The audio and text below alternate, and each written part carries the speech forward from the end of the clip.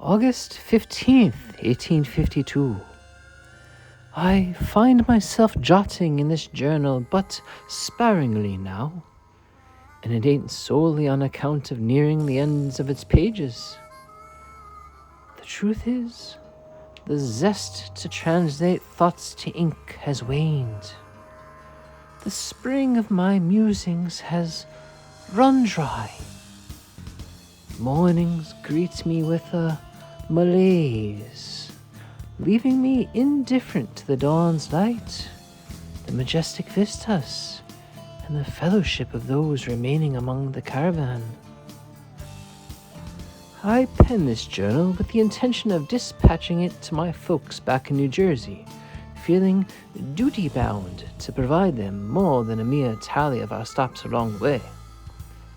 They're deserving of substantial recounting, not just a list of waypoints passed. Several days prior, at a pivotal juncture along the rugged mountain trails, a wave of indecision washed over our group regarding the correct path forward. In my possession lay a comprehensive atlas, adorned with meticulously crafted maps outlining the various pathways westward, courtesy of the Army Corps. These maps, bearing the seal of our government, unequivocally pointed us northward, a direction that, upon consultation, garnered the consensus of the majority of our caravan's menfolk. Yet, Martine, alongside 20 other wagons, among them those led by individuals less swayed by reason, including Joseph, the devotee of breathwork, they opted to veer westward, undeterred by the evidence I laid before them. Some within our assembly continued to place their faith in Martine as a reliable navigator. This despite his litany of misjudgments and the less than favorable assessment from Major Smith. Their chosen path, I knew full well, would traverse the sweltering, sun-scorched and salt-encrusted terrains of the Great Basin Desert en route to California, diverging from our intended destination of Oregon. My attempts at persuasion fell on deaf ears.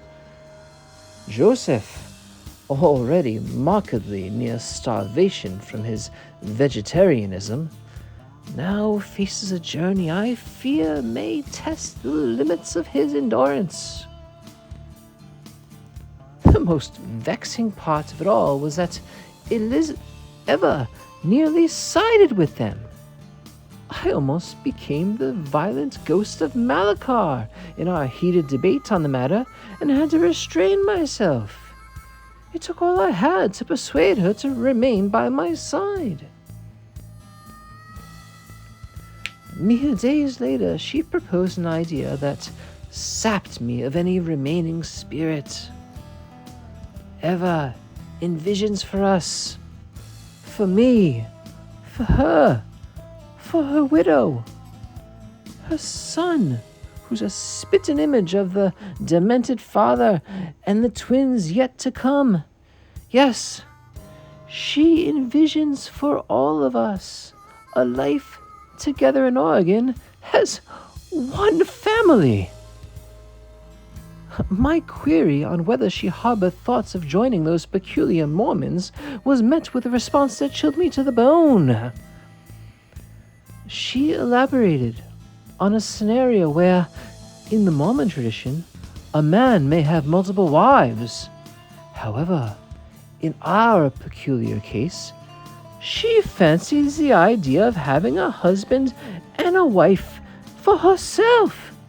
That's right. She imagines keeping me as her husband whilst taking the widow as her wife. Oh, well, such a notion defies all convention.